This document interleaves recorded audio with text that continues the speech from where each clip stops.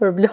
Më një aq mirë sa e di që më pëlqejnë recetat e thjeshta. Dhe ja ku është sot receta, më me pak impenjim, patjetër do ta rikrijojmë. Pasi kam valuar ujin dhe kam hedhur kripën, këto janë makaronat që unë do të përdor. 500 gram, poshtë tek përshkrimi do ju shkruaj edhe ingredientët. Në këtë tenxherën e vogël kam vendosur 2 lugë gjalp dhe më pas do të shtoj 2 lugë miell, por do t'i trazoj gjatë gjithë kohës sepse sa herë që bëj këtë gjë, më bëhet me topa dhe sot absolutisht nuk dua të më krijohet një masë e tillë e shpifur, por dua ta qaj zanatin. Ktu kam shtuar piper dhe krip. Vazhdojmë të trazojmë. Më pas do të shtoj 2 gota e gjysmë qumësh dhe arë moskat, të cilën nuk kurse e përdor shpesh në gatim. Tani është momenti për djath cheddar, 200 gram. Pasi salca është trashur, do t'i hedh sipër makaronave që i kam kulluar më parë.